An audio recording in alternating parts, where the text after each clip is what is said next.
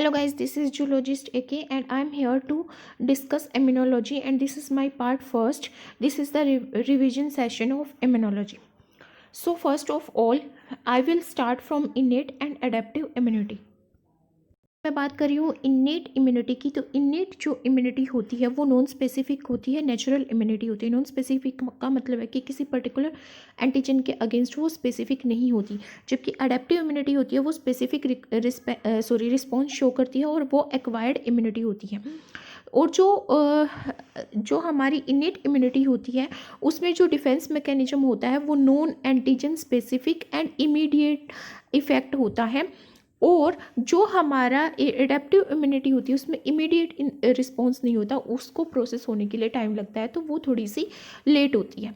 और अगर डिफेंस की बात करें तो क्या ऑर्डर होता है डिफेंस का, तो innate immunity first order of defence है और adaptive immunity second order of defence है। तो जो हमारी इनेट इम्यूनिटी होती है वो हमारी बर्थ से प्रेजेंट होती है, और एक्वायर्ड इम्यूनिटी होती है वो हमें जैसे जैसे हम एंटीजन के कांटेक्ट में आते जाते हैं ऐसे ऐसे एक्वायर्ड इम्यूनिटी हमारी डेवलप होती जाती है। तो जो हमारी इनेट इम्यूनिटी है वो हमेशा बॉडी में प्रेजेंट होती है जैसे ही हम बर्थ लेते हैं, जैसे कि हमारी स्किन है, हमारी म्यूकस लाइनिंग है, हमारी टीयर्स में जो एंजाइम्स प्रेजेंट है वो सब, तो वो ऑलरेडी प्रेजेंट है। बट जो एडेप्टिव इम्यूनिटी है वो डेवलप की जाती है केवल तभी जब एंटीजन से हम कांटेक्ट में आते हैं। तो इंड्यूसिबल इम्यूनिटी कौन सी है? हमारी अडेप्टिव इम्यूनिटी एक इंड्यूसिबल इम्यूनिटी है, बल्कि इनेट इम्यूनिटी इंड्यूसिबल इम्यूनिटी नहीं है। सेल्स कौन कौन सी इन्वॉल्व होती हैं हमारी इनेट इम्यूनिटी में?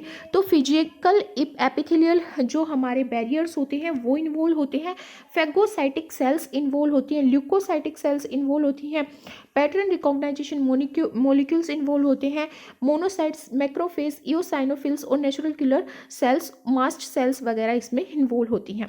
और अगर हम बात करें केमिकल बैरियर्स की तो पीएच जो है वो यहाँ पे जैसे हमारे इंटीमेंट ऑर्गन्स होते हैं, जैसे वीमेंस की अगर हम बात करें तो वहाँ पे उनका पीएच हाई होता है जिसकी वजह से स्पर्म सर्वाइव नहीं कर पाता, या फिर वो उसको प्रोटेक्ट करता है बहुत सारी चीज़ों से।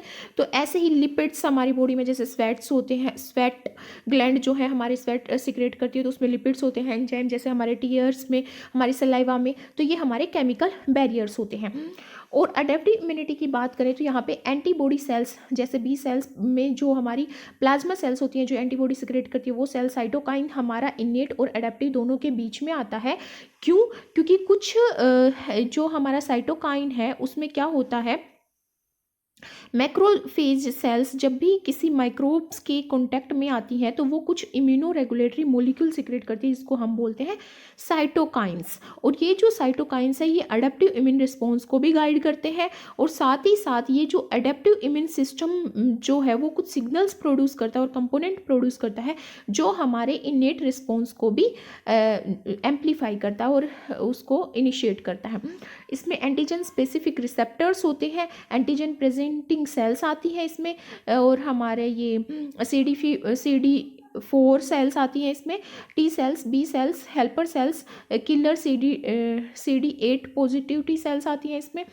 तो ये सब हमारी सेल्स होती हैं हमारी अडेप्टिव इम्यूनिटी में। अगर मॉलिक्यूल्स की बात करें तो कौन कौन से मॉलिक्यूल्स, स्पेसिफिक मॉलिक्यूल्स, ये थी सेल्स की बात। अगर मॉलिक्यूल्स की बात करें जैसे मैंने बोला कि साइटोकाइन मॉलिक्यूल इनेट और अडेप्टिव दोनों में इन्वॉल्व होते हैं। एंटीबॉडीज हमारी केवल और केवल अडेप्टिव इम्यूनिटी में आती हैं, बाकी कॉम्प्लीमेंट सिस्टम है CD1 CD2 ये सब हमारे कहाँ पे आते हैं? इनेट इम्यूनिटी में आते हैं। It is a very important question. And interferons जो हैं वो हमारे इनेट में आते हैं। एक्यूट फेज प्रोटीन्स भी हमारे इनेट इम्यूनिटी में आते हैं।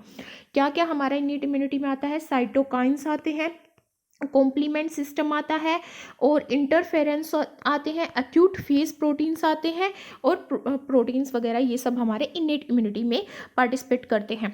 फिर फाइट की बात करें तो किसी भी फॉरेन इन्वेडर्स के अगेंस्ट हमारी इनेट इम्यूनिटी फाइट करती है, बल्कि जो एडेप्टिव इम्यूनिटी होती है वो बहुत स्पेसिफिक होती है। और रिसेप्टर्स की बात करें तो जो हमारी इनेट इम्यूनिटी है वो रिसेप्टर्स का यूज़ करती है जो रिकॉग्नाइज करते हैं कंजर्व, जिसे मैंने बोला कि पैटर्न रिकॉग्नाइजेशन मॉलिक्यूल प्रेजेंट होते हैं, तो वो एक पैटर्न को रिकॉग्नाइज करते हैं और इसको हम बोलते हैं PAMPs, such as LPS, flagellin, nucleic acid वगैरह को ये रिकॉग्नाइज करते हैं। जैसे हमारे बैक्टीरिया पे प्रेजेंट होती हैं आउटर मेम्ब्रेन पे ग्लाइकोलिपिड्स प्रेजेंट होते हैं, तो पॉलीडेक्टाइल ग्लाइकॉन्स वगैरह प्रेजेंट होते हैं, फंगस वगैरह पे जो हमारे प्रेजेंट होते हैं वो सब ये रिकॉग्नाइज करते हैं। जो हमारी एडेप्टिव इम्यूनिटी होती है वो BOT सेल रिसेप्टर का यूज़ करती है अपनी स्पेसिफिक एंटीजन को जो कि पैथोजन पे प्रेजेंट होता है उसको रिकॉग्नाइज करने के लिए। इफेक्टर फंक्शन की बात करें तो जो इनेट इम्यूनिटी होती है वो कॉन्स्टिट्यूटिव इफेक्टिव फंक्शन शो करती है जो इनकोड किया जाता है जर्म लाइन में। मीन्स ये इन्फ्लेमेशन और फैगोसाइटोसिस रिस्पॉन्स शो करती है। इनेट इम्यूनिटी क्या करती है? इन्फ्लेमेशन शो करती है और फैगोसाइटिक जो बिहेवियर है वो शो करती है। बट जो हमारी एडेप्टिव इम्यूनिटी होती है ये एक इंड्यूसिबल इफेक्टर फंक्शन शो करती है। इनेट क्या करती थी? कॉन्स्टिट्यूटिव इफेक्टिव फंक्शन, बल्कि एडेप्टिव इम्यूनिटी जो होती है वो इंड्यूसिबल इफेक्टर फंक्शन शो करती है, जिसमें प्रोलिफरेशन, एक्टिवेशन, मैचुरेशन और डिफरेंशिएशन आता है।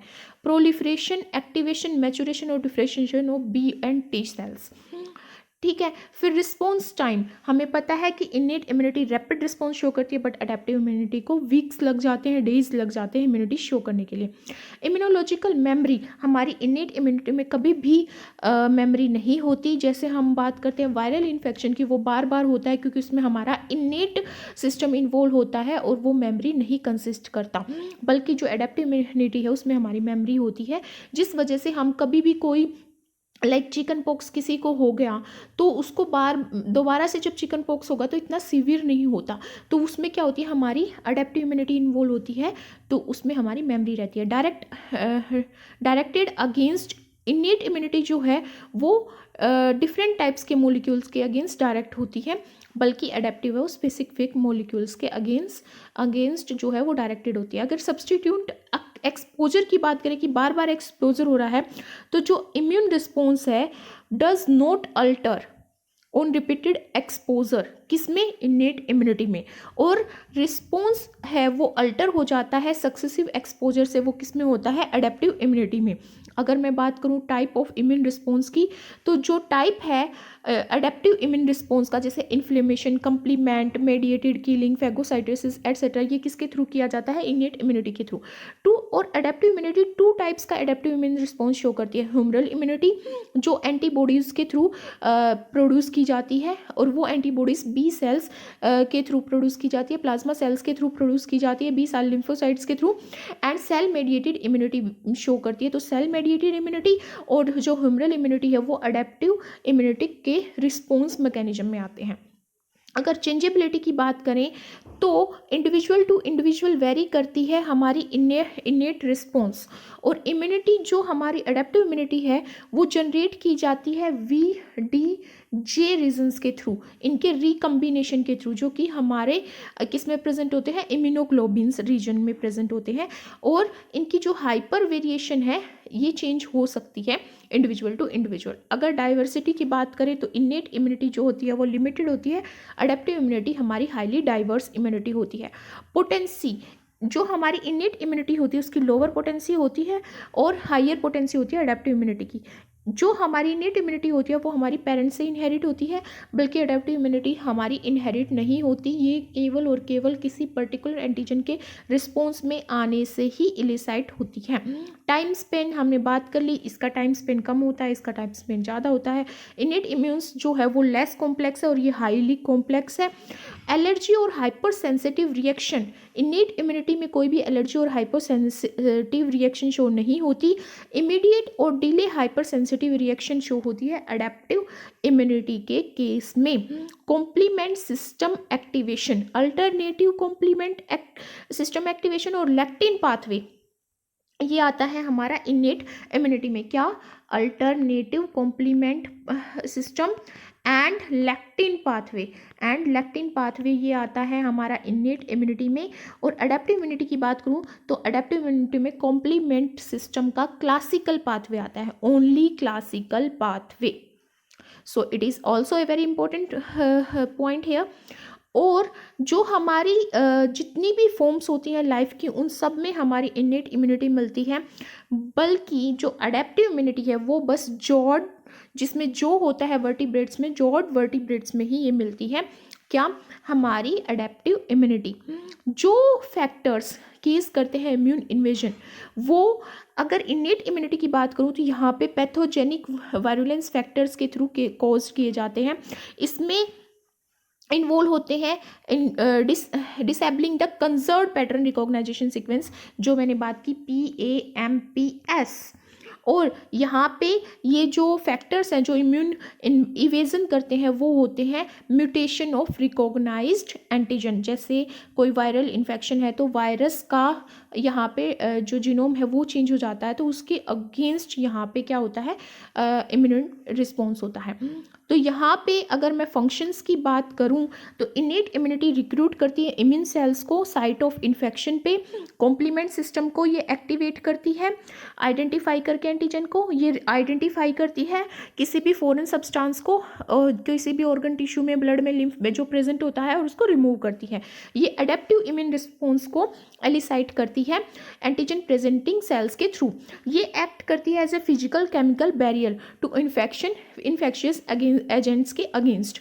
अगर मैं एडेप्टिव इम्यूनिटी की बात करूं तो ये एक स्पेसिफिक नॉन सेल्फ एंटीजन को ही रिकॉग्नाइज करती है। और ये कैसे रिकॉग्नाइज करती है? बाय एंटीजन प्रेजेंटिंग सेल्स के थ्रू। और ये एक रिस्पॉन्स जनरेट करती है जो मैक्सिमली एलिमिनेट करता है किसी भी स्पेसिफिक पैथोजन को और पैथोजन से इन्फेक्टेड हुई सेल्स को। ये इम्यूनोलॉजिकल मेमोरी डेवलप करता है और ये मेमोरी के थ्रू ही बी सेल्स और टी सेल्स के थ्रू ही में ये मेमोरी को गेन करता है, जिसकी वजह से इन फ्यूचर जब भी हम दोबारा से उस सेम पैथोजन के से हम इन्फेक्ट होते हैं तो हमारा जो इम्यून सिस्टम है वो जल्दी फंक्शन करता है। अगर एग्जाम्पल की बात करूं तो इनेट इम्यूनिटी में आता है white blood cells fighting against bacteria, causing redness, swelling during a cut. ये सब एग्जाम्पल है इनेट इम्यूनिटी के। अगर मैं बात करूं अडेप्टिव इम्यूनिटी की तो इसमें चिकन पॉक्स आता है, vaccination such that and chicken pox vaccination अगर हम किसको कर रहे हैं तो वो सब हमारा इस में आता है अडेप्टिव इम्यूनिटी में, जो एक मेमोरी कंसिस्ट करता है। सो ये था हमारा इनेट और अडेप्टिव इम्यूनिटी के बारे में। नेक्स्ट मैं बात कर रही हूँ यहाँ पे एक्टिव एंड पैसिव इम्यूनिटी की। जो हमारी एक्टिव इम्यूनिटी होती है वो एक प्रोटेक्टिव इम्यूनिटी होती है, जिसमें जो इंडिविजुअल का इम्यून सिस्टम होता है, अपना इम्यून सिस्टम, वो स्टिमुलेट होता है, वो एंटीबॉडीज एंड लिम्फोसाइट्स को एक्टिवेट करता है। तो ये हमारी एक्टिव इम्यूनिटी है। पैसिव इम्यूनिटी जो हमें मदर से मिलती है, जैसे एक बच्चा है जो जिसको उसकी मदर फीड करवा रही है तो उसमें इम्यूनिटी नहीं है, वो जो भी इम्यूनिटी ले रहा है वो मिल्क से ले रहा है, तो ये क्या है, एक पैसिव इम्यूनिटी का एग्जाम्पल है। तो immunity in which a person receive antibodies और lymphocyte that have been produced by another individual is called as passive immunity. उसकी खुद की ना होके वो किसी से रिसीव कर रहा है। तो हमारी जो एक्टिव इम्यूनिटी होती है उसमें क्या होता है, ये रिक्वायर करता है एक एक्सपोजर। जब तक किसी भी पैथोजन और एंटीजन के अगेंस्ट एक्सपोजर नहीं होगा तो हम एक्टिव इम्यूनिटी नहीं गेन कर पाएंगे। पैसिव इम्यूनिटी में ऐसा नहीं होता, इसको ज़रूरत नहीं होती किसी भी इन्फेक्शियस एजेंट की, क्योंकि ये तो किसी और इंडिविजुअल की इम्यूनिटी को गेन करता है, लिम्फोसाइट्स को गेन करता है। तो इसमें इम्यून सिस्टम की इन्वॉल्वमेंट की बात करें तो एक्टिव इम्यूनिटी में इम्यून सिस्टम जो होता है इंडिविजुअल का वो एक्टिवली इन्वॉल्व होता है, बट पैसिव इम्यूनिटी में ऐसा नहीं होता।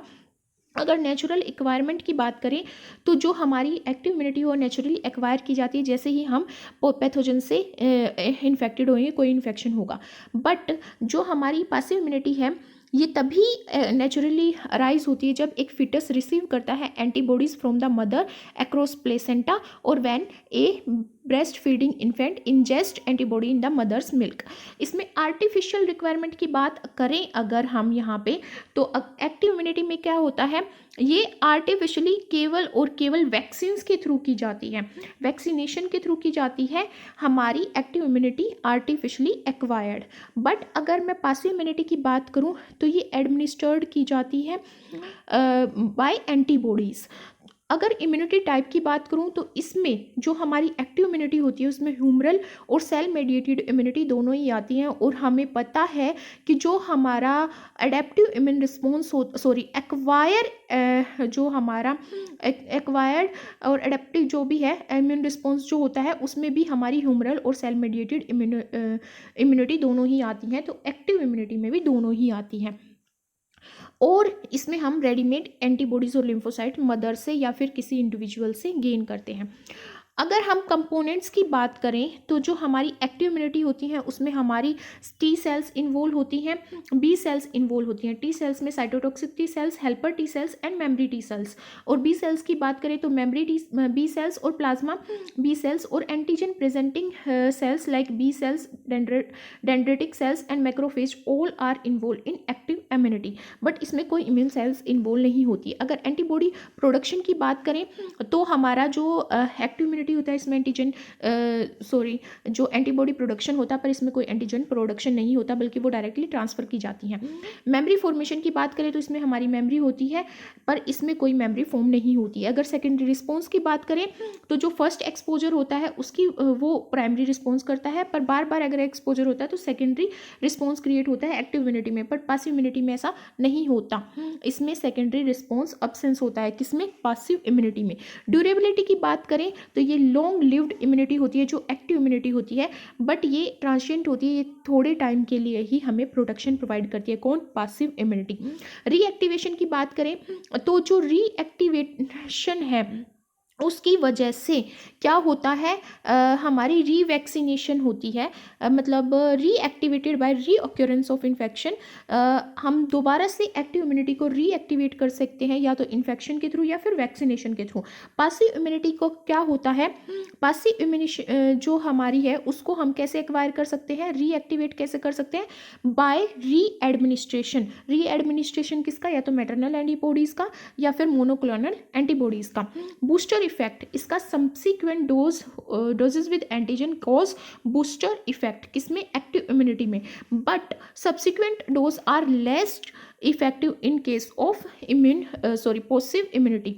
अगर सुटेबिलिटी की बात करें तो active immunity not suitable for protection of immunocompromised people, like जिसको HIV है, वो सब लोग जो हैं, या किसी को TB है, तो वो यहाँ पे इतने इम्यूनो कॉम्प्रोमाइज्ड पीपल्स में आते हैं, इंडिविजुअल्स में आते हैं और इम्यूनो डेफिशिएंट पीपल में आते हैं। तो उनकी जो एक्टिव इम्यूनिटी होती है वो इतनी ज़्यादा सूटेबल नहीं होती कि वो उनको प्रोटेक्ट कर पाएँ। तो उसमें हमारे मेजर रोल प्ले करती है और पासिव इम्यूनिटी प्ले करती है, क्योंकि उनको हम मोनोक्लोनल एंटीबॉडीज़ क्या है इंट्रोड्यूस करवाते हैं।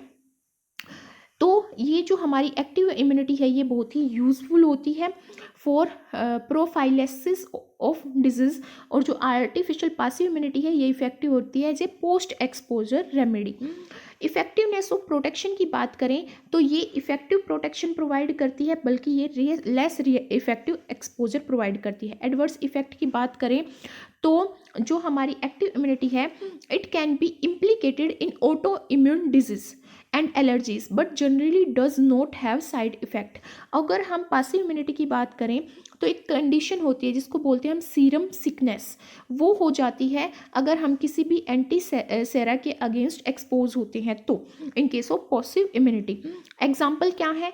नेचुरल की बात करें हम, अगर एक्टिव इम्यूनिटी में दो आते हैं हमारे, एक नेचुरल और एक आर्टिफिशियल। अगर मैं नेचुरल की बात करूं तो ये तब प्रोड्यूस करती है एंटीबॉडी जब ये किसी भी पैथोजन इन्फेक्शन के और मिसल्स के, कोल्ड के, इन सब के कांटेक्ट में जब आती हैं, तो ये हमारी नेचुरल। आर्टिफिशियल क्या है?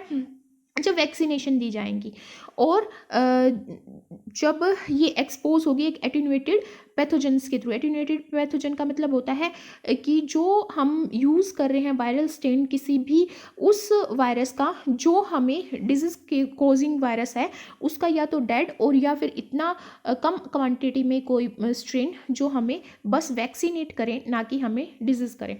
अगर पैसिव इम्यूनिटी की बात करें ये भी नेचुरल और आर्टिफिशियल होती है। नेचुरल जो हमें न्यू बॉर्न बेबीज़ को ब्रेस्ट फीडिंग से मिलती है और जो आर्टिफिशियल होती है वो ब्लड ट्रांसफ्यूजन से मिलती है जिसमें मोनोक्लोनल एंटीबॉडीज आती हैं। Next coming on the cells of immune system. तो क्या होता है जो सेल्स होती हैं जो रिस्पॉन्सिबल होती हैं नॉन स्पेसिफिक और specific immunity. Non specific इनेट immunity में होता है और स्पेसिफिक इम्यूनिटी किस में होती है अडेप्टिव रिस्पॉन्स पे और एक्वायर्ड इम्यूनिटी में। ये होती है लिकोसाइट्स और वाइट ब्लड सेल्स जो दोनों में इन्वॉल्व होती हैं स्पेसिफिक और नॉन स्पेसिफिक। कौन? ल्यूकोसाइट्स और वाइट ब्लड सेल्स जिसको हम बोलते हैं। जितनी भी ल्यूकोसाइट्स हैं वो एक टाइप की सेल से अराइज होती हैं जिसको हम बोलते हैं haematopoietic stem sales.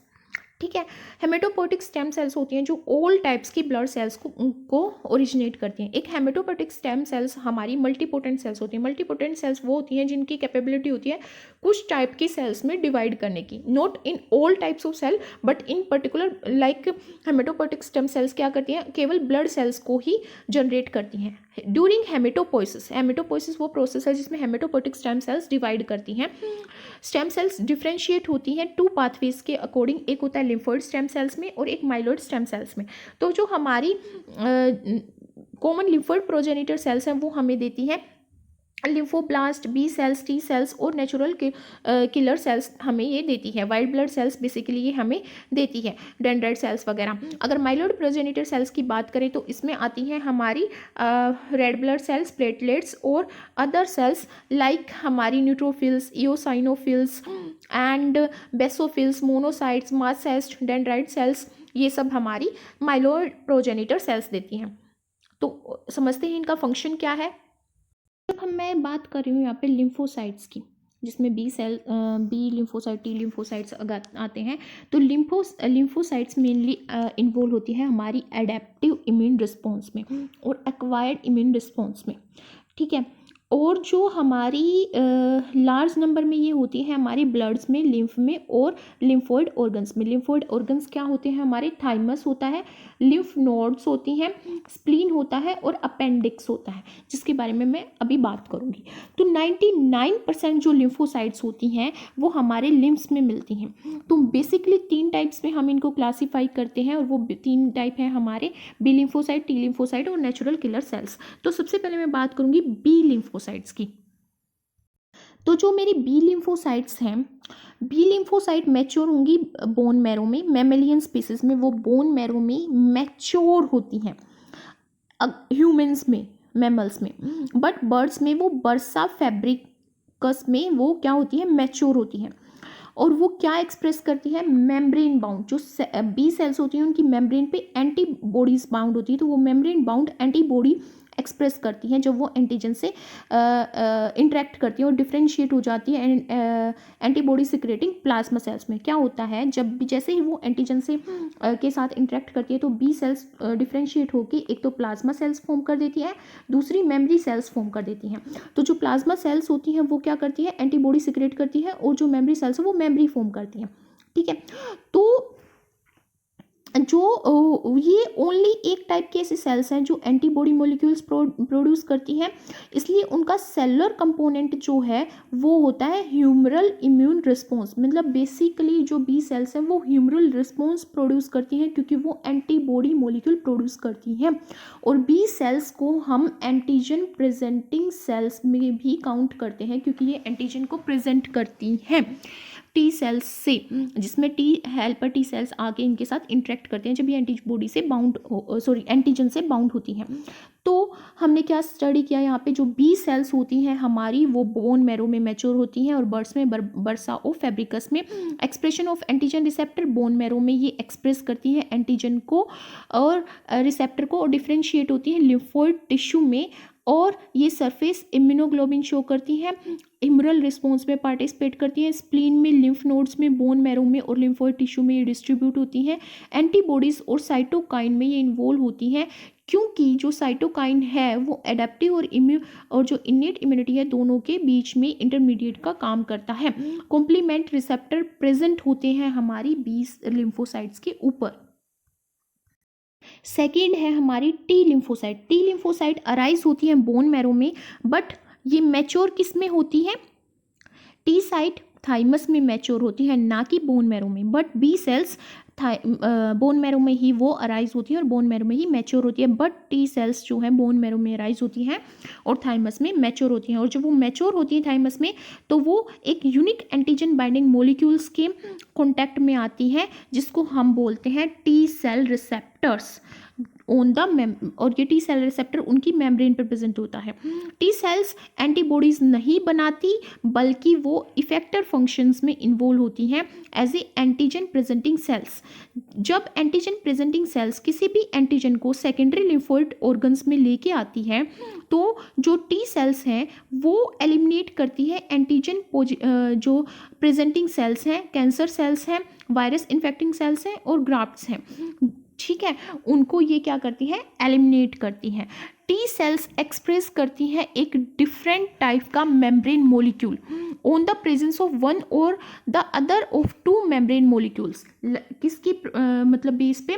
Membrane molecules की प्रेजेंस पे। और ये मेम्ब्रेन मोलिक्यूल है CD4 positive and CD8 positive. ये सब देर आर तो दो पॉपुलेशन होती हैं, टू सब पॉपुलेशन होती हैं किसकी? टी लिम्फोसाइट्स की। टी हेल्पर सेल्स जो क्या, जिनकी मेम्ब्रेन पे क्या कैरी करती है? CD4 positive.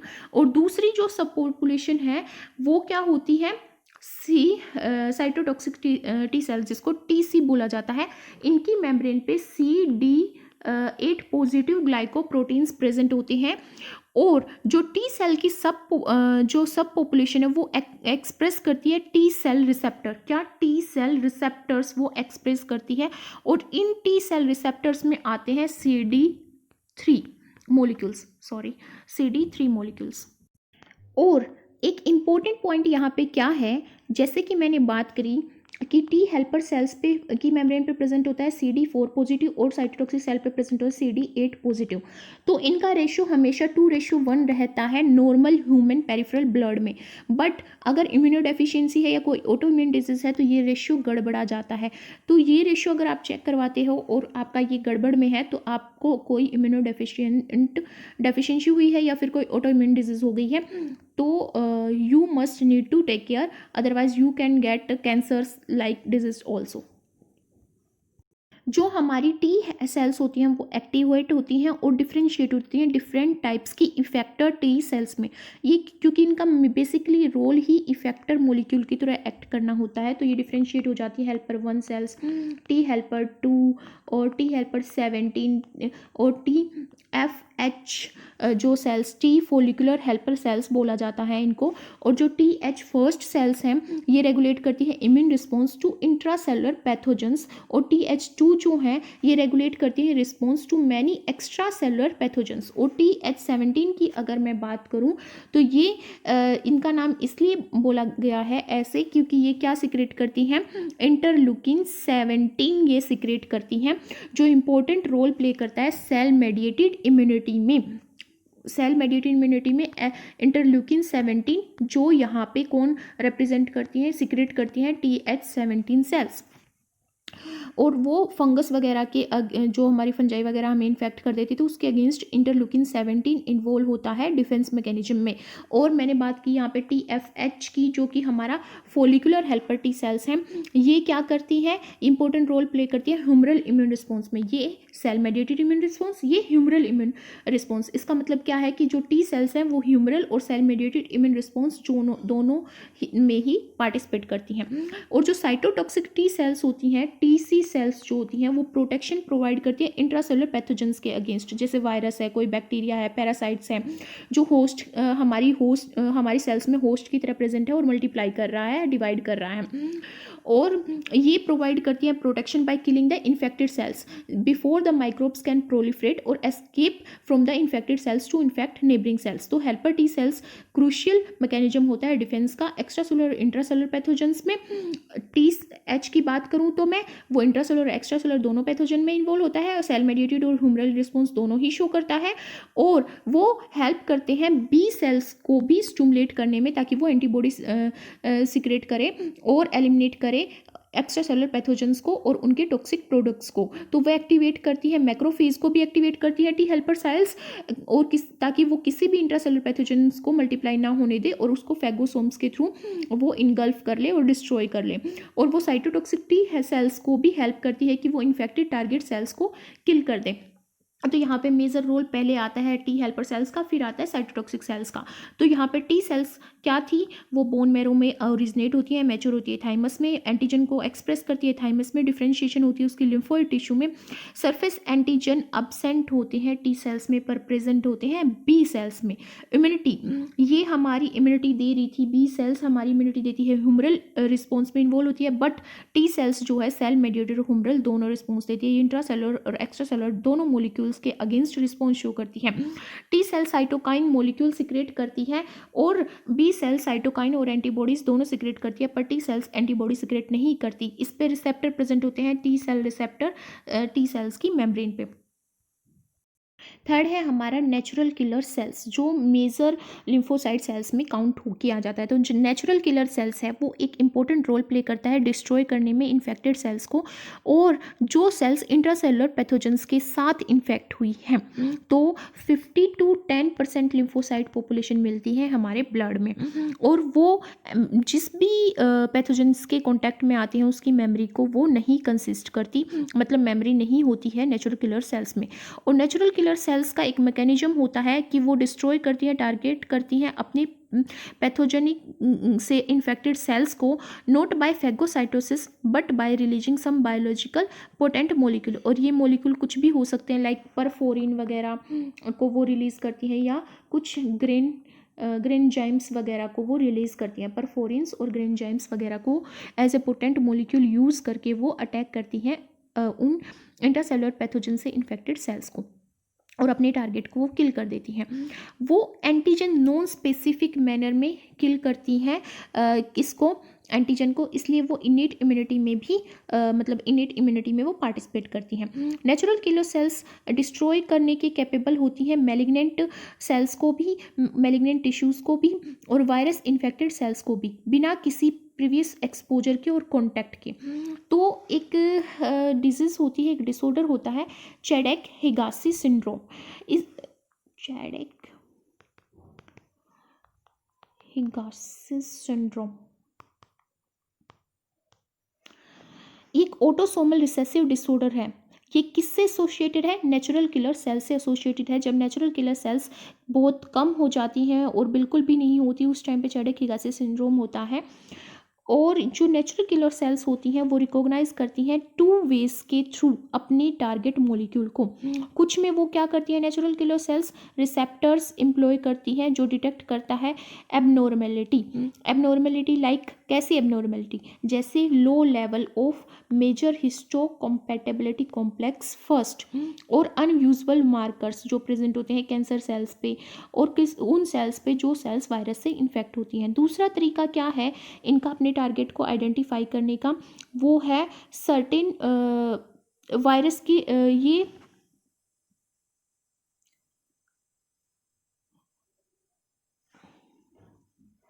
ये इस पे डिपेंड होता है कि कुछ वायरस होते हैं जो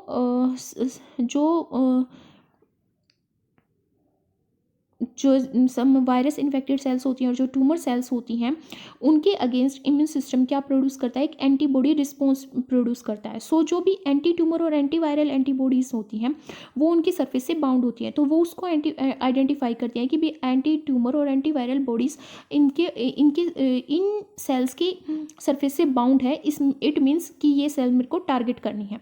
तो उन सेल्स को नेचुरल किलर सेल्स क्या करती हैं, टारगेट करती हैं, क्योंकि नेचुरल किलर सेल्स एक्सप्रेस करती हैं क्या, मेम्ब्रेन बाउंड रिसेप्टर्स। उनकी सेल्स पे क्या प्रेजेंट होता है, मेम्ब्रेन बाउंड रिसेप्टर प्रेजेंट होता है, और वो होता है CD16 फॉर CD16 किसके लिए, फॉर FC जो कांस्टेंट पोर्शन होता है इम्यूनोग्लोबिन जी का, उसके लिए, और वो बाइंड करती हैं इन एंटीबॉडीज़ को, लाइक इम्यूनोग्लोबिन जी को वो बाइंड करती हैं और डिस्ट्रॉय कर लेती हैं अपने टारगेट सेल्स को। तो ये एग्जाम्पल है कि कैसे antibody dependent cell mediated cytotoxicity की जो प्रोसेस है वो की जाती है नेचुरल किलर सेल्स के थ्रू। वो क्या करती हैं, जो भी वायरस से इन्फेक्टेड सेल्स हैं या ट्यूमर सेल्स हैं उनके ऊपर एंटीबॉडीज़ प्रेजेंट होंगी। मान लो यहाँ पे IgG प्रेजेंट है, तो उसका जो कॉन्स्टेंट रीजन है उससे ये बाइंड करेंगे CD16 को, जो किस पे प्रेजेंट होगा, नेचुरल किलर सेल्स की सरफेस पे। तो ये क्या रिस्पॉन्स शो कर रहे हैं, ADCC antibody dependent cell mediated cytotoxicity. है हमारी डेंड्रिटिक सेल्स। जो डेंड्रिटिक सेल्स हैं वो बोन मैरो डिराइव्ड सेल्स होती हैं। वो माइलॉइड और लिम्फोइड दोनों ही प्रोजेनिटर सेल्स से वो अराइज होती हैं। माइलॉइड प्रोजेनिटर सेल्स में जो मोनोसाइट्स होती हैं वो बाद में मैक्रोफेज में कन्वर्ट होती है, वही हमारी डेंड्रिटिक सेल्स को ओरिजिनेट करती हैं। और जो लिम्फोइड प्रोजेनिटर से भी कुछ माइलॉइड सेल्स जो हैं वो ओरिजिनेट होती हैं। तो जो मेजर यहाँ पे डिस्टिंगिंग करेक्टरिस्टिक्स होता है डेंड्रिटिक सेल्स का, वो ये है कि ये हाई लेवल एक्सप्रेस करती है MHC क्लास सेकंड का, और ये एक्ट करती है as a potent antigen presenting cells. ये क्या है, देखो जैसे हमने यहाँ पे पीछे स्टडी किया कि जो नेचुरल किलर सेल्स है वो एक्वायर नहीं करती एंटीजन को बाय फेगोसाइटोसिस, बट जो डेंड्रिटिक सेल्स होती हैं वो एंटीजन को फेगोसाइटोसिस के थ्रू ही एक्वायर करती हैं, और उस एक्वायर्ड एंटीजन को वो प्रोसेस करती है हेल्पर टी सेल्स के अगेंस्ट। तो डेंड्रिटिक सेल्स मेनली 4 टाइप्स की होती हैं। लेगरहैंस डेंड्रिटिक सेल्स होती हैं, इंटरस्टिशियल डेंड्रिटिक सेल्स होती हैं, माइलॉइड प्रोजेनिटर डेंड्रिटिक सेल्स होती हैं, लिम्फोइड प्रोजेनिटर डेंड्रिटिक सेल्स होती हैं। तो जो ये एक होती है फोलिकुलर डेंड्रिटिक सेल्स। तो ये जो फोलिकुलर डेंड्रिटिक सेल्स है ये इन बाकी 4 टाइप्स की सेल से बिल्कुल डिफरेंट है। ना तो ये MHC क्लास सेकंड को एक्सप्रेस करती, ना ये फेगोसाइटोसिस के थ्रू एक्वायर करती। इसका मेन रोल होता है बाइंड करना एंटीजन एंटीबॉडी कॉम्प्लेक्स को, और ये इस तरह इनसे डिफरेंट होती है। एक मैकेनिज्म आता है कि इमेच्योर से mature transition. Immature dendritic cells जो होती हैं वो मैच्योर हो जाती हैं either activated immunogenic dendritic cells में, जो इंड्यूस करती है TH first, TH second, TH17 को, जैसे कि मैंने अभी बात की। उनको T हेल्पर सेल्स को ये क्या करती हैं, इम्यूनोजेनाइज्ड करती हैं, और उनको इंड्यूस करती हैं कि वो फंक्शन करें और पैथोजेंस को वो एलिमिनेट करें। तो यहाँ पे वो एक्सपेंशन करती हैं किसका, T रेगुलेटरी सेल्स का और T सेल्स का। And T cells unresponsiveness for immune tolerance. Immature जो डेंड्रिटिक सेल्स होती हैं वो मैच्योर हो जाती है इम्यूनोजेनिक डेंड्रिटिक सेल्स में by metabolic shift towards glycolysis. यहाँ पे ग्लाइकोलाइसिस नहीं हो रहा था, यहाँ पे ग्लाइकोलाइसिस हो रहा है। तो वो मैच्योर कैसे होती हैं, मेटाबॉलिक शिफ्ट के थ्रू, मेटाबॉलिज्म के थ्रू, जो एसोसिएटेड होता है। ये मेटाबॉलिज्म किसके साथ एसोसिएट होता है, with biomass of effector function. यहाँ पे इफेक्टर फंक्शन के साथ वो क्या होता है, एसोसिएट होता है। और जो टेलिरोजेनिक डेंड्रिटिक सेल्स होती हैं वो शिफ्ट होती हैं सेलुलर मेटाबॉलिज्म से किसके, ऑक्सीडेटिव फॉस्फोरिलेशन के टुवर्ड्स, किसके टुवर्ड्स, ऑक्सीडेटिव फॉस्फोरिलेशन के टुवर्ड्स। तो क्या है यहाँ पे वो शिफ्ट होंगी ग्लाइकोलाइसिस के towards, secretion of pro inflammatory cytokines के towards. Mature dendritic cells MHC second molecule को वो ज़्यादा एक्सप्रेस करेंगे और कोस्टिमुलेटरी मॉलिक्यूल्स के, और यहाँ पे ये सब क्या होगा, अपसेंट होगा, और फेगोसाइटिक कैपेसिटी इनकी इंक्रीज होगी इमेच्योर सेल्स की। बट जब फेगोसाइटिक एक्टिविटी, जब वो पैथोजन साइटोकाइन और इन सब के कांटेक्ट में आएंगे तो उनकी फेगोसाइटिक एक्टिविटी से वो फेगोसाइटिक एक्टिविटी रिड्यूस होती चली जाएगी, और वो T हेल्पर सेल्स को रेगुलेट करना स्टार्ट कर देंगी। तो ये जो catabolic and highly energetic profile है ये रिलेट करती है एनर्जी के साथ जो रिक्वायर होती है for active suppression and protein degradation that is done in case of pathogen. आते हैं हम माइलोइड प्रोजेनिटर सेल्स पे। तो जो हमारी माइलोइड प्रोजेनिटर सेल्स होती हैं उसमें हमारी रेड सेल्स आती हैं लाइक एरिथ्रोसाइट्स, जिसको हम आरबीसीज भी बोलते हैं, और हमारी वेरियस टाइप्स की वाइट ब्लड सेल्स आती हैं लाइक ग्रेनुलोसाइट्स आती हैं हमारी, और उसमें आती मोनोसाइट्स, मैक्रोफेज, मोनोसाइट्स आती हैं, मैक्रोफेज आती है, बेसोफिल्स आती हैं, डेंडरसाइट सेल्स, इओसाइनोफिल्स, न्यूट्रोफिल्स, ये सब हमारी आती हैं। तो अगर मैं यहाँ पे बात करूँ ग्रेन्युलोसाइट्स की, जिसमें आती हैं हमारी इओसाइनोफिल्स, बेसोफिल्स और न्यूट्रोफिल्स, ठीक है। तो एग ग्रेनुलोसाइट्स की अगर मैं बात करूं तो उनकी इरेगुलर शेप्ड का न्यूक्लियाई होता है, जैसे कि हमें इस पिक्चर में दिख रहा है egg granulocytes nuclei with 2 to 5 lobes, और उस न्यूक्लियस की 2 to 5 लोब हो सकती हैं डिपेंडिंग ऑन द सेल कि वो बेसोफिल्स है, यूसाइनोफिल्स है या न्यूट्रोफिल्स है। इसीलिए उनको एक नाम दिया गया है, वो है पॉलीमोर्फोन्यूक्लियर ल्यूकोसाइट्स, पॉलीमोर्फोन्यूक्लियर ल्यूकोसाइट्स। उनका जो साइटोप्लाज्मिक कॉम्प्लेक्स होता है उसमें ग्रेन्यूल्स प्रेजेंट होते हैं जिसमें रिएक्टिव सब्सटेंस फिल होते हैं, और उन रिएक्टिव सब्सटेंस की कैपेबिलिटी होती है कि वो माइक्रो ऑर्गेनिजम्स को किल कर दे और इन्फ्लेमेशन को वो इंक्रीज कर दे। तो बेसिकली हमारी यहाँ पे जो ग्रेनुलोसाइट्स होती हैं वो होती हैं 3, बेसोफिल्स, इओसाइनोफिल्स एंड न्यूट्रोफिल्स। और जो सेल ग्रेनुलोसाइट्स होती हैं वो क्या शो करती हैं यहाँ पे पॉलीमोर्फोन्यूक्लियर न्यूक्लियर एबिलिटी। तो अगर मैं बात करूं यहाँ पे न्यूट्रोफिल की, न्यूट्रोफिल्स की अगर मैं बात करूं तो जो न्यूट्रोफिल्स जो है वो इरेगुलर शेप्ड का न्यूक्लियाई कंसिस्ट करती है, इसलिए उसको पीएमएन बोला जाता है। पीएमएन मतलब कि neutrophils, polymorphonuclear neutrophils. The neutrophils की मल्टी लोब्ड न्यूक्लियस होता है और वो एसिड और बेसिक दोनों ही स्टेन से, वो बेसिक डाई दोनों से ही वो स्टेन हो जाता है। न्यूट्रोफिल्स 50 to 70% पार्ट बनाती है वाइट ब्लड सेल्स का, और वो हेमेटोपोइसिस सेल के थ्रू बोन मैरो में प्रोड्यूस होती हैं, ठीक है। वो 7 to 10 आवर्स तक वो क्या करती रहती हैं, पेरिफेरल ब्लड में सर्कुलेट करती रहती हैं, जब तक वो माइग्रेट नहीं कर जाती अपने टिश्यू पे, जहाँ पे वो कुछ दिन के लिए सर्वाइव करती हैं जब वो अपने पर्टिकुलर टारगेट पे पहुंच जाती हैं। तो जो मूवमेंट होती है सर्कुलेटिंग न्यूट्रोफिल्स की टिश्यूज़ में उसको बोलते हैं एक्स्ट्रावेजेशन। जैसे कैंसर सेल एक्स्ट्रावेजेशन शो करती हैं, ऐसे ही न्यूट्रोफिल्स भी एक्स्ट्रावेजेशन शो करती हैं, जिसके बहुत सारे स्टेप्स होते हैं। सबसे पहले वो एडहेर करती हैं वस्कुलर एपिथेलियम के साथ, वस्कुलर एपिथेलियम के साथ सबसे पहले वो क्या करती हैं, एडहेर करती हैं, फिर पेनिट्रेट करती हैं गैप को उस एंडोथेलियल सेल्स के बीच में जो लाई कर रहा है, जो एंडोथेलियल सेल्स वेसल की वॉल के अगेंस्ट लाई कर रही हैं, उनके बीच में जो गैप है उसको वो पेनिट्रेट करती हैं, और जब वो पेनिट्रेट कर लेती हैं वस्कुलर बेसमेंट मेम्ब्रेन को तो वो टिश्यू स्पेस में मूव कर जाती हैं। लाइक मैक्रोफेज न्यूट्रोफिल्स क्या हैं, एक फैगोसाइटिक सेल्स होती हैं।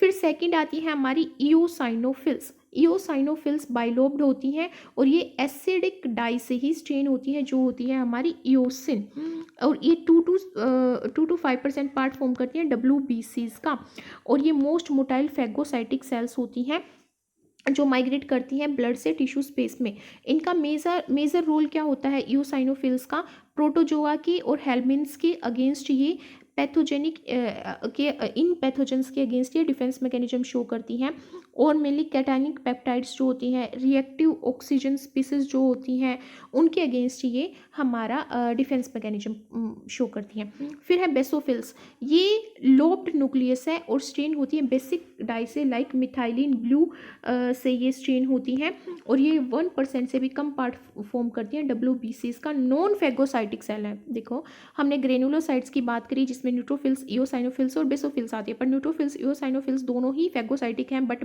बेसोफिल्स फैगोसाइटिक नहीं है, ये नॉन फैगोसाइटिक है। और ये क्या के कॉज करती है, एक एलर्जिक रिस्पॉन्स शो करती है हमारी बेसोफिल्स। ये इसमें आते हैं histamines, prostaglandin, serotonin and leukotrienes. Basophils को हम और जो मास्ट सेल्स हैं दोनों ही उनकी हाईली एफिनिटी होती है कि वो रिसेप्टर से बाइंड कर जाए, और वो रिसेप्टर एंटीबॉडी कंसिस्ट करता होगा, और वो एंटीबॉडी होगी इम्यूनोग्लोबिन ई, जो रिस्पॉन्स शो करती है एलर्जिक रिस्पॉन्स शो करती है।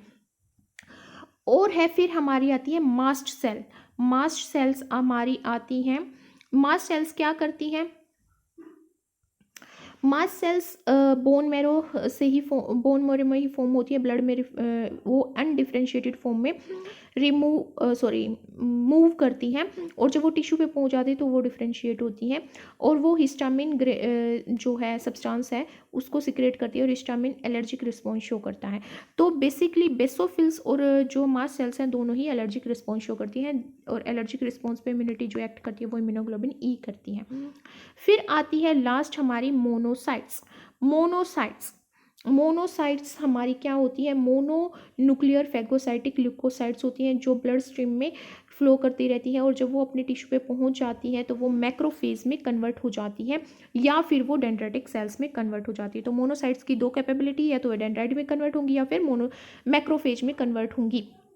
वो ब्लड में कितनी देर रहती हैं, 8 आवर रहती हैं, और वो इनलार्ज हो जाती हैं डिफ्रेंशिएट करके, वो डेंड्राइट या मैक्रोफेज शेल्स फॉर्म करती हैं। मैक्रोफेज फैगोसाइटिक होती हैं, जो क्या करती हैं, जो भी हमारी सेल्स है जो भी इन्फेक्टेड है उसको वो फैगोसाइटोज कर देती हैं। तो जो फैगोसाइटोसिस का रोल होता है, इनका मेजर रोल होता है। तो जो माइग्रेशन है मोनोसाइट्स का ब्लड से वेरियस टिश्यू में, वो उस दौरान पे डिफ्रेंशिएशन करती हैं वेरियस टाइप्स की डिफरेंट टाइप्स की सेल्स में, लाइक फैगोसाइटिक सेल जिसको हम मैक्रोफेज भी बोल सकते हैं, और कुफर सेल्स भी होती हैं उसमें, जैसे लीवर सेल्स में, लीवर की बात करें तो वहाँ पे जो मैक्रोफेज है वो यहाँ पे कन्वर्ट हो जाती है कुफर सेल्स में। और अगर लंग्स की बात करें तो वहाँ पे वो एल्वियोलर मैक्रोफेज में कन्वर्ट हो जाती हैं। स्प्लीन की बात करें तो स्प्लिनिक मैक्रोफेज में वो कन्वर्ट हो जाती हैं, और पेरिटोनियल मैक्रोफेज में कन्वर्ट हो जाती हैं वो, या फिर वो फ्री फ्लोट और वो ओस्टियोक्लास्ट में बोन में वो डिवाइड हो जाती है।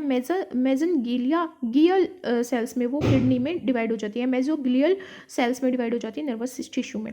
प्रॉपर्टी क्या होती है इन मैक्रोफेज की, तो बेसिक प्रॉपर्टी होती है कि इनकी जो मेम्ब्रेन रिसेप्टर हैं उस पे कॉम्प्लीमेंट रिसेप्टर्स प्रेजेंट होते हैं, साइटोकाइन रिसेप्टर प्रेजेंट होते हैं, TL जो रिसेप्टर्स प्रेजेंट होते हैं ये साइटोकाइंस को प्रोड्यूस करती हैं, like tumour necrosis factor alpha, interleukin 12, 10, 6, fibroblast growth factor, interleukin 12, 10 और 6 को ये क्या करती है, प्रोड्यूस करती है, फिब्रोब्लास्ट ग्रोथ फैक्टर्स को ये प्रोड्यूस करती हैं। एंटीजन प्रेजेंटिंग सेल्स में आती हैं, फैगोसाइटिक सेल्स में आती हैं, तो मेजर रोल प्ले करती हैं हमारी फैगोसाइटिक सेल्स।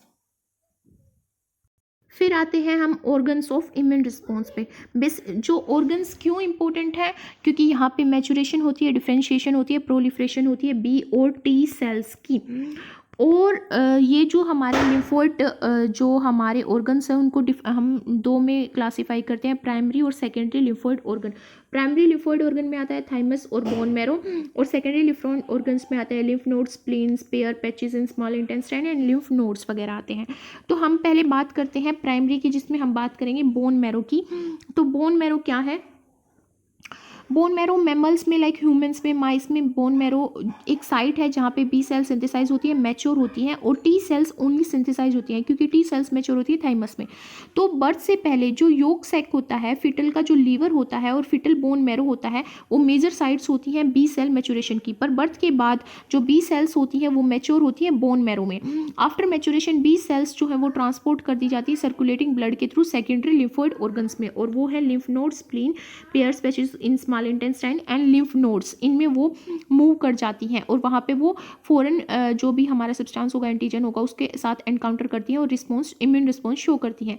बोन मैरो कोई साइट नहीं है जहाँ पे बी सेल मैच्योरेशन शो करती है सभी स्पीसीज में, जैसे कि बर्ड्स में हम देखते हैं तो वहाँ पे बर्सा और फेब्रिकस में वो मैच्योर होती है। तो ये ऑर्गन जो है वो क्लोएका के पास सिक्रेट होता है, जो यहाँ पे क्लोएका प्रेजेंट होता है तो वहाँ पे एक ऑर्गन शो किया जाता है जिसको हम बर्सा और फेब्रिकस बोलते हैं, जिसमें लिम्फोइड सेंटर प्रेजेंट होता है और वो एपिथेलियल सेल्स और लिम्फोसाइड कंसिस्ट करता है, जहाँ पे बी सेल्स हमारी मैच्योर होती हैं।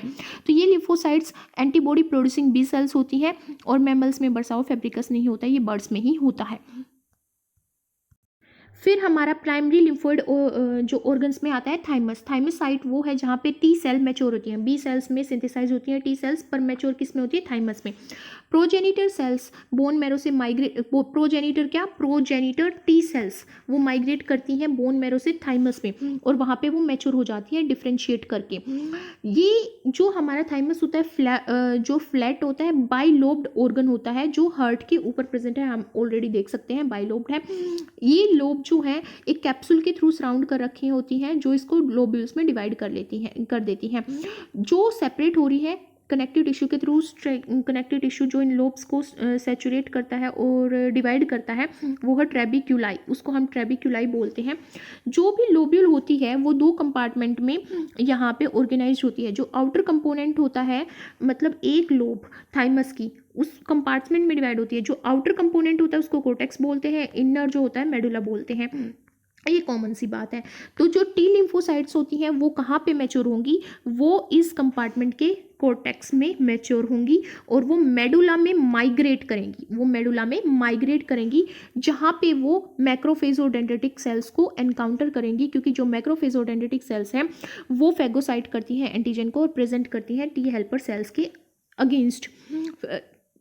फिर वो थाइमिक सिलेक्शन करेंगी, जिसकी वजह से मैच्योर फंक्शनल टी सेल्स का क्या हो जाता है, डेवलपमेंट हो जाता है, जिसके बाद वो पेरिफेरल ब्लड सर्कुलेशन में एंटर कर जाती हैं मैच्योर टी सेल्स, जहाँ पे वो ट्रांसपोर्ट की जाती है सेकेंडरी लिम्फोइड ऑर्गन्स की तरफ, जैसे लिम्फ नोड्स है, स्प्लीन है, pairs, patches, small intestine, lymph nodes.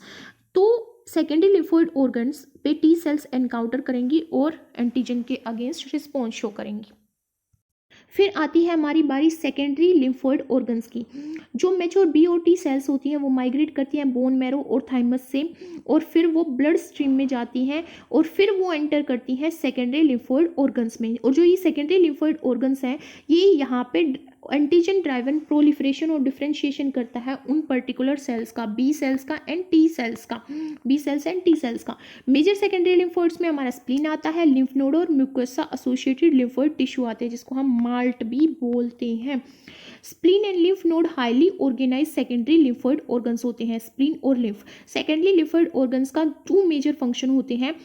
एक तो होता है कि वो एफिशिएंटली ट्रैप कर लेते हैं और कंसंट्रेट कर देते हैं फॉरेन सब्सटेंस को, जो भी फॉरेन सब्सटेंस होगा और पैथोजन होगा उसको, और वो मेन साइट होती है जहाँ पे एंटीबॉडीज जो हमारी हैं वो प्रोड्यूस होती हैं और antigen antibody specific T lymphocyte का इंडक्शन जहाँ पे होता है वो साइट है हमारी क्या, सेकेंडरी लिम्फोइड ऑर्गन। तो सबसे पहले हम बात करते हैं स्प्लीन की। स्प्लीन एक लार्जेस्ट पार्ट है सेकेंडरी लिम्फोइड ऑर्गन्स में, क्योंकि लिम्फ नोड्स शॉर्ट होती हैं हमारी और पेयर्स पैचेस भी हमारी शॉर्ट्स होती हैं, तो स्प्लीन हमारा लार्जेस्ट ऑर्गन होता है सेकेंडरी लिम्फोइड ऑर्गन्स में। हाईली एफिशिएंट ऑर्गन है ट्रैप करने में और कंसंट्रेशन करने में। जब भी हमें कभी इन्फेक्शन होता है और हम चेकअप के लिए जाते हैं तो हमारा कई बार स्प्लीन इनलार्ज हो जाता है, तो वो इंडिकेट करता है कि हम इन्फेक्टेड हैं और हमें पता है कि हमें लिम्फ नोड्स हो जाते हैं, जो हमारे टॉन्सिल्स वगैरह में लिम्फ नोड्स जो हमारे स्वेलअप हो जाते हैं। तो ये सब हमारा क्या इंडिकेट करता है, ये इंडिकेटर होते हैं इन्फेक्शन के। तो सबसे ज़्यादा जो हमारा एफिशिएंट है ट्रैप करने में, कंसंट्रेट करने में फॉरेन सब्सटेंस को, जो भी ब्लड में प्रेजेंट होता है वो हमारा स्प्लीन होता है। मेजर ऑर्गन है बॉडी का जहाँ पे एंटीबॉडीज सिंथेसाइज होती हैं और रिलीज होती हैं किसमें, ब्लड में। तो जो स्प्लीन है वो एक कंपार्टमेंट में डिवाइड कर रखा होता है इंटरनली, मतलब एनाटॉमी जो है उसकी वो कंपार्टमेंटलाइज्ड होती है। जो कंपार्टमेंट है वो है red pulp, and white pulp, red pulp and white pulp. तो जो रेड पल्प है वहाँ पे ओल्ड और डिफेक्टिव जो आरबीसीज होती हैं, डिफेक्टिव आरबीसीज वो डिस्ट्रॉय होती हैं, रिमूव होती हैं, पर कि जो वाइट पल्प है वो फॉर्म करता है PALS। PALS का मतलब है peri arteriolar lymphoid sheet, peri arteriolar lymphoid sheet, जो रिच होती है किसमें, टी सेल्स में। PALS किस में रिच होती है, टी सेल्स में। एक होता है marginal zone, marginal zone located peripheral to the PALS. जो PALS है इसकी पेरिफेरी में क्या प्रेजेंट होता है, मारिजिनल जोन प्रेजेंट होता है, जिसमें लिम्फोसाइट्स और मैक्रोफेज अधिक पाई जाती हैं। 50% जो स्प्लीन सेल्स होती हैं वो क्या होती है, B लिम्फोसाइट्स, और 30 to 40% क्या होती है, T लिम्फोसाइट्स। ठीक है, फिर आता है हमारा lymph nodes. Lymph nodes small encapsulated bean shaped structure होती हैं, 1 सेंटीमीटर डायमीटर से थोड़ी सी ज़्यादा होती है, वेरियस रीजन में मिलती हैं बॉडी के। इसमें मेडुला और कोर्टेक्स से ये फॉर्म होती है, जो एक कनेक्टिव टिश्यूज़ के थ्रू सराउंड कर रखे होते हैं, मतलब इनकी जो सराउंडिंग है वो कनेक्टिव टिश्यू के थ्रू होती है। इसमें लिम्फोसाइट्स भी होती हैं, मैक्रोफेज भी होती है और डेंड्रिटिक सेल्स भी होती हैं। जो कोर्टिकल रीजन होता है, मतलब जो कोर्टेक्स होता है वो primary lymphoid follicle cells consist करता है। जब एंटीजन स्टिमुलेशन होता है, मतलब जब भी एंटीजन यहाँ पे प्रेजेंट होता है उस टाइम पे क्या होता है, ये स्ट्रक्चर इनलार्ज हो जाते हैं। इनलार्ज होने का मतलब है कि इन्फेक्शन होगा। वही बात है जैसे मैं अब बता रही थी कि जब भी हमें जो टॉन्सिल्स वगैरह होते हैं तो वहाँ पे ये फूल जाते हैं लिम्फ नोड्स, तो हम बोलते हैं कि इन्फेक्शन हो गया, मतलब एंटीजन जब वहाँ पे प्रेजेंट होते हैं तो ये फूल जाते हैं। और जर्मिनल सेंटर्स में जो इनके जर्मिनल सेंटर होते हैं, मतलब जब ये इनलार्ज हो जाते हैं तो ये लार्ज होकर क्या फॉर्म करते हैं, एक सेकेंडरी लिम्फोइड फोलिकल सेल्स, जो जिसमें क्या प्रेजेंट होती है, डेंस पॉपुलेशन होती है बी सेल्स की, बी लिम्फोसाइट्स की। और जो डीप कोर्टिकल एरिया है, डीप कोर्टिकल एरिया मतलब डीप कोर्टेक्स का जो एरिया है, और पैराकोर्टिकल जो रीजन्स है उसमें टी सेल्स होती हैं और डेंड्रिटिक सेल्स होती हैं। एंटीजन जो है इन एरियाज में डेंड्रिटिक सेल्स के थ्रू लाया जाता है, जो उस एंटीजन को टी हेल्पर सेल्स के अगेंस्ट प्रेजेंट करता है। और जो मेडुलरी एरिया है, जो मेडुला है लिम्फ नोड का, जो मेडुला पार्ट होता है लिम्फ नोड्स का, उसमें एंटीबॉडी सिक्रेटिंग प्लाज्मा सेल्स होती हैं, जो प्लाज्मा सेल्स होती हैं जो कोर्टेक्स से मेडुला में ट्रेवल करती हैं, किसके थ्रू, लिम्फेटिक वेसिकल्स के थ्रू। तो लिम्फ नोड हाईली एफिशिएंट है ट्रैप करने में एंटीजन्स का को जो एंटर करते हैं इफरेंट लिम्फेटिक वेसल्स के through. Very important point, afferent जो लिम्फेटिक वेसल्स हैं, लिम्फेटिक जो सिस्टम होता है उसमें जो एफरेंट और इफरेंट लिम्फेटिक जो सिस्टम वेसल्स प्रेजेंट होती हैं, तो जो एफरेंट लिम्फेटिक वेसल्स हैं उसके थ्रू एंटर करते हैं एंटीजन, किस में, लिम्फ नोड्स में, और वो उसको ट्रैप कर लेते हैं, किसको, एंटीजन्स को।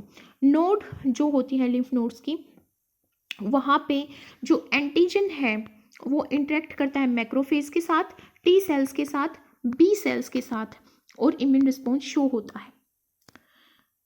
फिर आती है हमारी बात म्यूकोसा एसोसिएटेड लिम्फोइड टिश्यू की, जिसको हम माल्ट भी बोलते हैं। ये majority of secondary lymphoid tissue human body में लोकेट होते हैं रेस्पिरेटरी सिस्टम की लाइनिंग में, डाइजेस्टिव और जेनाइटल यूरिनो ट्रैक्ट के अगेंस्ट, उनकी लाइनिंग में मतलब, तो इनको बोलते हैं हम माल्ट। ठीक है, there are several types of MALT. 2 MALT हैं उसमें हमारे इंक्लूड होते हैं बाल्ट हमारा होता है ब्रोंकियल एसोसिएटेड लिम्फोइड टिश्यू, और एक होता है हमारा गाल्ट, जिसको हम बोलते हैं गट एसोसिएटेड लिम्फोइड टिश्यू। गाल्ट में हमारे टॉन्सिल्स आते हैं, एडिनोइड्स आते हैं, स्पेशलाइज्ड रीजन आते हैं स्मॉल इंटेस्टाइन में, लाइक पेयर्स, पैचेस वगैरह। सेकेंड है हमारा एंटीजन्स। तो बेसिक चीज़ क्या है एंटीजन की, एंटीजन कोई भी सब्सटेंस, कोई भी फॉरेन सब्सटेंस, चाहे वो प्रोटीन हो, चाहे वो बायोमोलिक्यूल हो, चाहे वो केमिकल हो, चाहे वो बैक्टीरिया हो, चाहे वो वायरस हो, कुछ भी हो, वो जो एक इम्यून रिस्पॉन्स को इवोक करने के लिए कैपेबिलिटी रखता हो उसको एंटीजन बोलते हैं। तो क्या रिक्वायरमेंट है एंटीजन की, क्या रिक्वायरमेंट का मतलब ये है कि क्या उसके अंदर होना चाहिए एक इम्यून रिस्पॉन्स शो करने के लिए। फर्स्ट है फॉरेनेंस, कि वो हमारी बॉडी का नहीं होना चाहिए, मोस्ट इंपॉर्टेंट बात, क्योंकि जब हमारी बॉडी उसको नॉन सेल्फ रिकॉग्नाइज करेगी कि ये मेरा नहीं है, जैसे हमारे घर में कोई गेस्ट आता है तो हम उसको नॉन सेल्फ रिकॉग्नाइज करते हैं कि हमारी फैमिली से नहीं, तो एज ए गेस्ट है। सेम हमारी बॉडी उसको एज ए गेस्ट जब रिकॉग्नाइज करती है तभी वो इम्यून रिस्पॉन्स शो करती है। सेकंड होता है साइज। साइज का मतलब है कि उसका एक पर्टिकुलर साइज होता है, इम्यूनोजन के का एक पर्टिकुलर साइज होता है जो इम्यूनोजेनिसिटी को जो है इंड्यूस करता है। इम्यूनोजेनिसिटी का मतलब है इम्यून रिस्पॉन्स को जनरेट करना, जिनका मोलिकुलर वेट किसके बीच में होता है 1000 टू 60,000 सॉरी 1000 टू 6000 डाल्टन। वो क्या होते हैं, में हो भी सकते हैं इम्यूनोजेनिक और नहीं भी हो सकते। इसमें क्या आते हैं, इंसुलिन आते हैं, एडिनोकोर्टिकोट्रोपिक हार्मोन्स वगैरह आते हैं जिनका साइज 1000 टू 6000 डाल्टन के बीच में होता है। तो ये इम्यूनोजेनिक रिस्पॉन्स शो भी कर सकते हैं और नहीं भी शो कर सकते। बट जिनका जिन एंटीजन का साइज बड़ा होता है 6000 डाल्टन से, उसमें आते हैं हमारे एल्ब्यूमिन और टेटनस टॉक्सिन्स वगैरह, वो इम्यूनोजेनिक रिस्पॉन्स शो करते हैं। जैसे हमें पता है कि जब हमें टेटनस हो जाता है इन्फ्लेमेटरी रिस्पॉन्स शो होता है।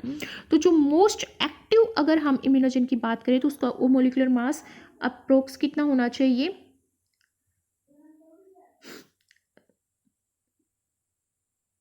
1 लाख डाल्टन और उससे भी ज़्यादा होना चाहिए, क्योंकि अगर वो उसका साइज कम होगा तो वो इम्यूनोजेनिसिटी को जनरेट नहीं करेगा। फिर आता है हमारा केमिकल कॉम्प्लेक्सिटी, वो केमिकली कॉम्प्लेक्स होना चाहिए।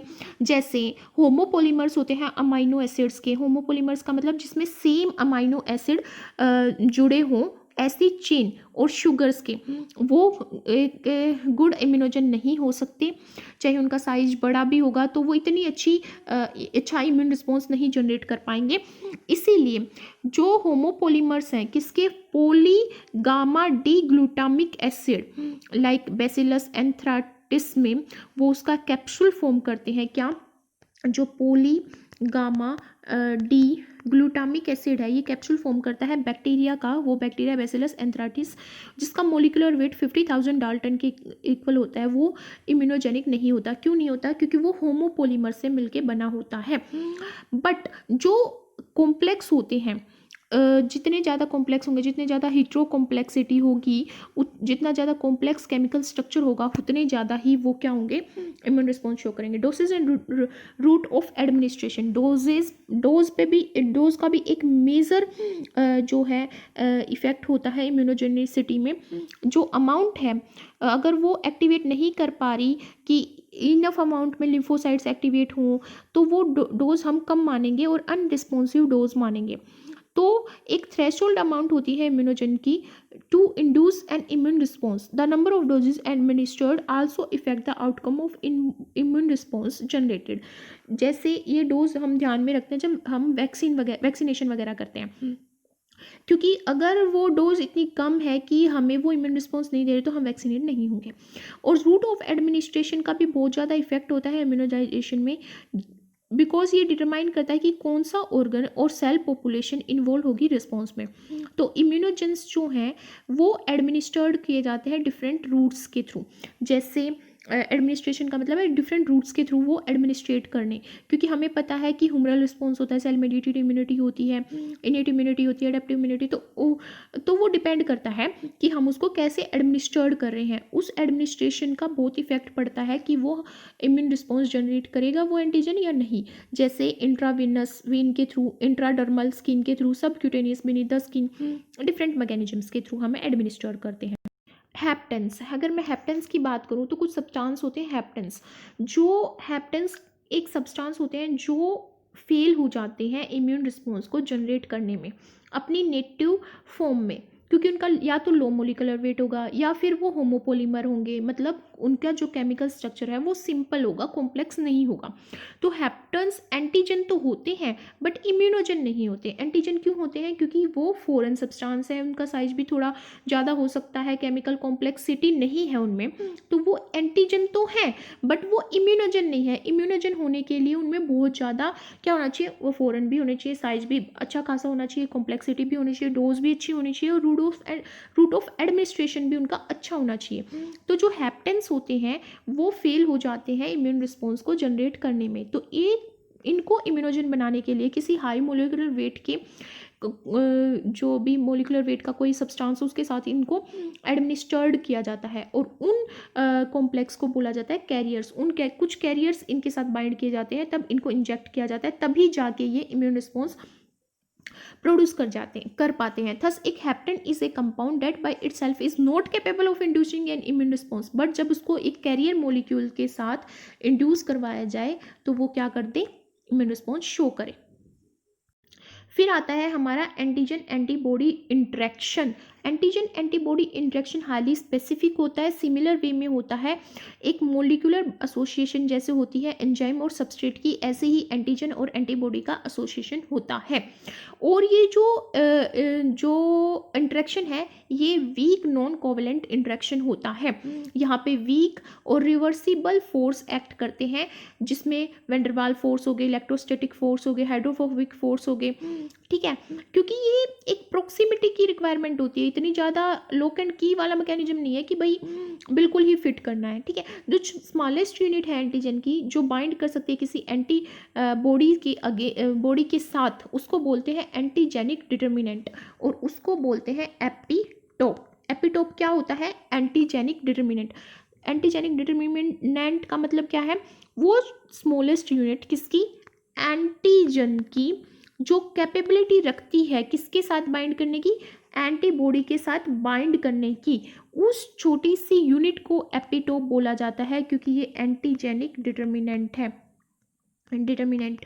और जो एरिया होता है एंटीबॉडी मॉलिक्यूल पे जो एपिटोप के साथ कंबाइन होता है, उसको क्या बोला जाता है, पैराटोप। तो पैराटोप क्या है, एंटीबॉडी के ऊपर एक एरिया जो एंटीजन के साथ कंबाइन है, और नंबर जो है एपिटोप का, और किसके ऊपर, एपिटोप का नंबर, मतलब उस छोटी सी स्मॉल यूनिट का नंबर जो एंटीबॉडी से बाइंड कर रही है, तो जो एपिटोप का जो नंबर है on the surface of antigen, antigen जो होता है, एंटीजन की सरफेस पे जो एपिटोप का नंबर है वो उसकी वैलेंस स्टेट होती है, वो उसको वैलेंसी कहलाती है। तो वैलेंस जो है वो डिटरमाइन करती है किसका नंबर, एंटीबॉडीज का नंबर, जो कंबाइन होंगे उस एंटीजन से एक टाइम पे। अगर एपिटोप प्रेजेंट है, अगर वन एपिटोप प्रेजेंट है तो एंटीजन क्या हुआ, एंटीजन हुआ मोनोवैलेंट। अगर उसमें वन से ज़्यादा है तो वो क्या हुआ, पॉलीवैलेंट। तो यहाँ पे आती है हमारी एफिनिटी एंड एविडिटी। एफिनिटी क्या होती है, एफिनिटी का मतलब है जब इंट्रिंसिक एसोसिएशन कांस्टेंट होती है, जो करेक्टराइज करती है non covalent interaction single antigen binding site के बीच में, means single antigen binding site किसकी, एंटीबॉडी की, जिसको हम क्या बोलेंगे, paratope, with an epitope. Epitope क्या होता है हमारा, जो एंटीबॉडी को के साथ बाइंड करने की कैपेबिलिटी रखता हो, वो स्मॉल यूनिट किसकी, एंटीजन की, उसको एफिनिटी बोलते हैं। मतलब एफिनिटी क्या होती है, एफिनिटी का मतलब यहाँ पे है कि monocovalent interaction between single antigen binding site of antibody, मतलब पैराटोप के बीच में और एपिटोप के बीच में जो बाइंडिंग कैपेबिलिटी है उसको एफिनिटी बोला जाता है। अगर लो एफिनिटी एंटीबॉडी बाइंड करेंगी एंटीजन के साथ तो वो वीकली बाइंड करेंगी और डिसोशिएट हो जाएंगी जल्दी। अगर हाई एफिनिटी की है तो वो ज़्यादा लंबे टाइम तक बाइंड करेंगी और अच्छा इम्यून रिस्पॉन्स शो करेंगी, ठीक है। फिर आता है इसमें एविडिटी। एविडिटी का मतलब क्या है, ये ओवरऑल बाइंडिंग शो करता है एंटीबॉडीज के बीच में और मल्टी वैलेंट एंटीजन के बीच में। तो जब एक कॉम्प्लेक्स एंटीजन है जिसके पास मल्टीपल एपिटोप्स हैं तो वो मिक्स्ड होगा बहुत सारी एंटीजन्स के साथ, एंटीबॉडीज के साथ, मिक्स्ड विद एंटीबॉडी, या फिर ऐसी एंटीबॉडी के साथ मिक्स होगा जिसमें मल्टीपल बाइंडिंग साइट है, या फिर बहुत सारी एंटीबॉडी के साथ मिक्स होगा। तो जो इंटरेक्शन है ऐसे मल्टीवैलेंट एंटीबॉडी और एंटीजन का, उसको बोला जाता है एविडिटी। मीन्स इसको बोलते हैं ओवरऑल बाइंडिंग, ओवरऑल कितना बाइंड हुआ है एंटीजन और मल्टीवैलेंट एंटीजन, उसको एविडिटी बोलते हैं। थस अगर हम जनरली देखें तो इम्यूनोग्लोबिन जो एम एंटीबॉडी है उसमें 10 एंटीजन बाइंडिंग साइट्स होती हैं, तो उसकी हायर एविडिटी है किसकी, अगेंस्ट इम्यूनोग्लोबिन जी एंटीबॉडीज़ के। आल्दो जो बाइंडिंग देखें हम ईच फैप जो फैब सब यूनिट की इम्यूनोग्लोबिन BM एंटीबॉडी में लाइगेंड के साथ, तो उसकी सेम एफिनिटी है जैसे इम्यूनोग्लोबिन G की है। समझ में आ गया कि भाई मोनोवैलेंट जब स्टेट में बाइंड होती है तो उसको बोलते हैं हम एफिनिटी, पर जब वो मल्टीवैलेंट स्टेट में बोलते हैं मतलब ओवरऑल बाइंडिंग कितनी हो रही है तो उसको बोलते हैं हम एविडिटी। फिर आती है क्रॉस रिएक्टिविटी। क्रॉस रिएक्टिविटी का मतलब ये है कि वैसे तो एंटीजन एंटीबॉडी जो रिस्पॉन्स होता है वो स्पेसिफिक होता है, पर कई बार क्या होता है इस एक पर्टिकुलर एंटीजन जो एक पर्टिकुलर एंटीबॉडी के रिस्पॉन्स को इलिसाइट करता है, वो एंटीबॉडी उस पर्टिकुलर एंटीजन से बाइंड ना करने की बजाय सिमिलर किसी एंटीजन के साथ बाइंड कर जाती है। तो उस टाइम पे क्या होता है, एक इम्यूनोजेनिक रिएक्शन होती है। जब एक पर्टिकुलर एंटीबॉडी और टी सेल रिसेप्टर एक या एक से ज़्यादा एंटीजन के साथ रिएक्ट कर जाता है तो उसको क्रॉस रिएक्शन बोलते हैं। तो इस क्रॉस रिएक्शन की कई फॉर्म्स होती हैं। जब एंटीबॉडीज और sales with specificity to one epitope bind usually more weakly to another epitope that is not quite identical but has a structural resemblance to the first epitope। मतलब कि वो bind तो कर रहा है किसी और एंटीजन के साथ, पर वो थोड़ा सा सिमिलर है उस पहले वाले एंटीजन के, पर उनकी जो बाइंडिंग है वो क्या है, वीक है। तो उसको क्या बोलेंगे, उसको बोलेंगे सिमिलर एपिटोप बाइंडिंग। और शेयर एपिटोप बाइंडिंग का मतलब क्या है कि वो दोनों एंटीजन के साथ सेम टाइम पे वो एंटीबॉडी बाइंड कर रही है, तो उसको शेयर्ड एपिटोप बोलेंगे। तो क्या है इसमें क्रॉस रिएक्टिविटी में शेयर्ड एपिटोप आता है और सिमिलर एपिटोप आता है। सिमिलर में क्या होता है, दोनों एंटीजन सेम सिमिलर स्ट्रक्चर के होते हैं, बट एक जो होता है एक के साथ एंटीबॉडी वीकली बाइंड करती है और एक के साथ स्ट्रांगली बाइंड करती है। और शेयर्ड में क्या होता है, जो एंटीबॉडी होती है वो दो एपिटोप के साथ बाइंड करती है सेम टाइम पे। हम कह सकते हैं कि जो फैक्टर अफेक्ट करते हैं एंटीजन एंटीबॉडी रिएक्शन को वो क्या है, एफिनिटी, एविडेंटी और एंटीजन टू एंटीबॉडी रेशियो।